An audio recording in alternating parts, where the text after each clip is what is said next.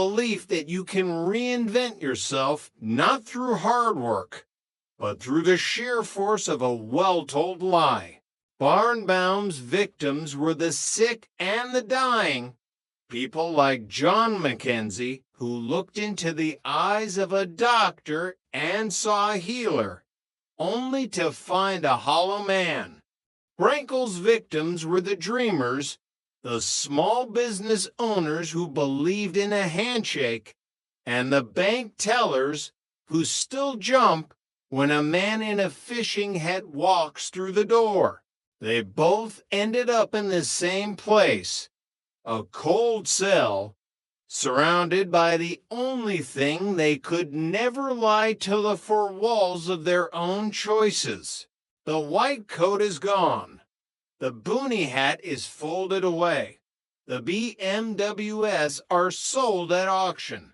All that remains is the echoing silence of two lives built on nothing but air. And the lingering question for the rest of us, when we look at the person across from us, how do we know they are real? The End, The Architecture of Deception, a novel based on true crimes of ambition and betrayal. Prologue, The Mirror's Lie. The mirror does not care for truth.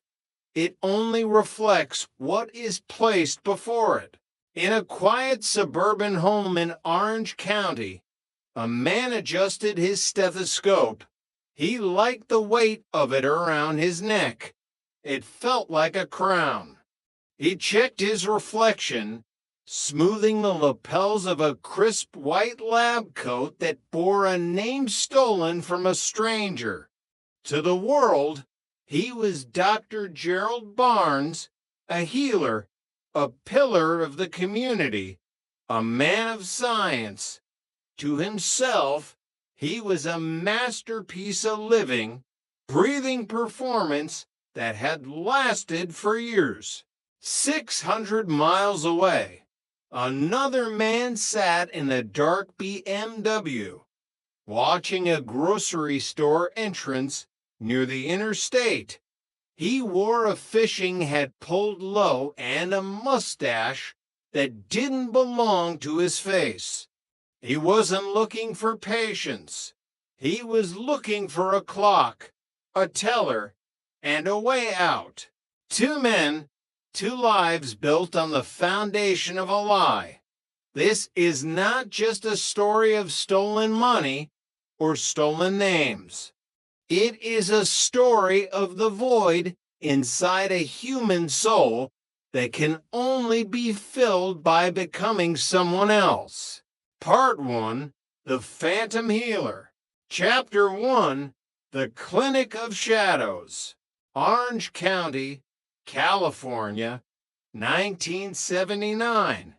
The sun was a permanent fixture in the sky, bleaching the asphalt of the medical facility's parking lot. Inside, the air was cool, smelling of antiseptic and the faint, metallic tang of blood. Rick D'Alessandro was a man who believed in the order of things. As a physician's assistant, he saw the world through charts, vitals, and the steady rhythm of a beating heart. He liked his boss. Everyone did.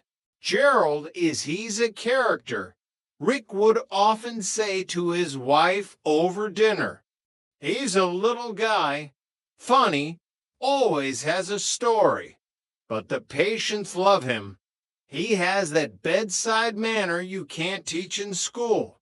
Dr. Gerald Barnes, the director of the facility, was the kind of man who moved with a frantic, nervous energy that people mistook for brilliance.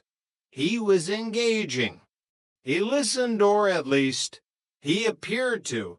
He had been there for a few years, rising through the ranks to become the medical director. He saw 30, sometimes 40 patients a day. A marathon of medicine. On the morning of December 26th, the post-Christmas slump had hit the clinic. The tinsel on the reception desk looked tired.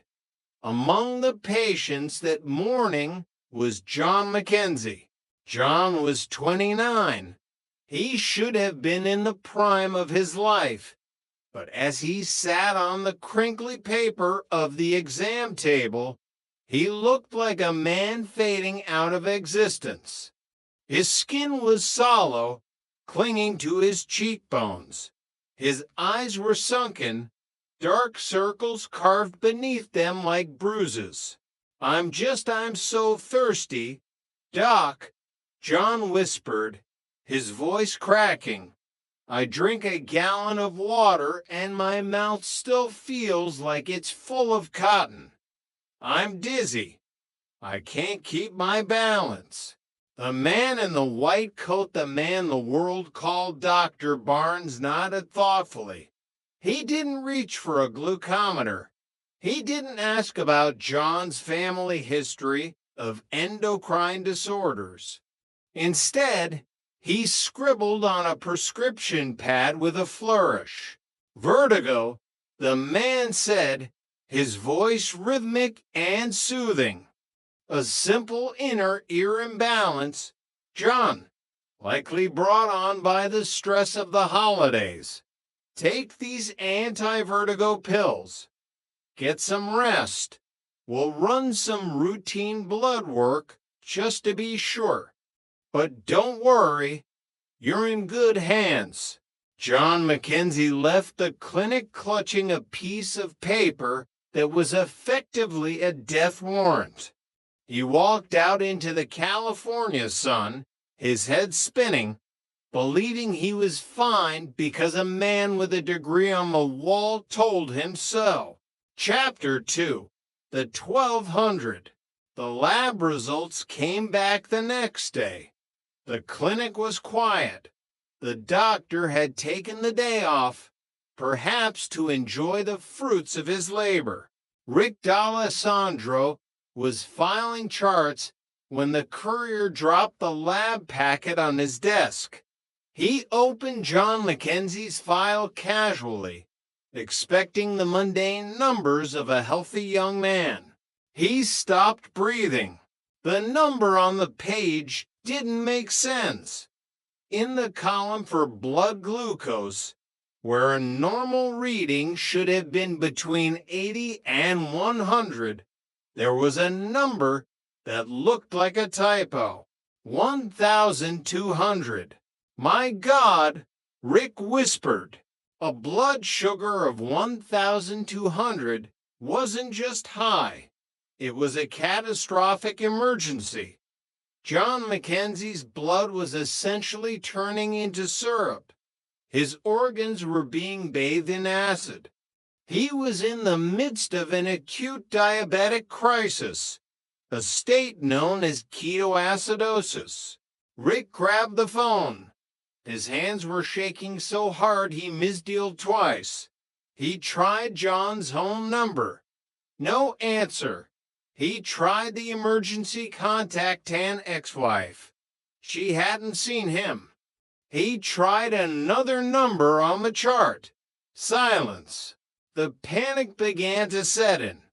Every minute that passed was a minute John Mackenzie moved closer to a coma. Rick looked at the chart again. Anti-vertigo medication. The doctor had sent a dying man home with pills for a dizzy spell. By the time the Garden Grove Police Department arrived at John's apartment, the sun was setting, casting long, bloody streaks across the horizon. They didn't wait for a key. They kicked the door in. The apartment was silent, save for the hum of the refrigerator. They found John in the kitchen. He was sprawled on the linoleum, his eyes open, but unseeing.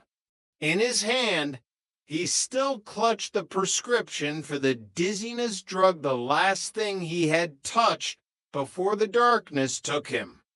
He hadn't died of vertigo.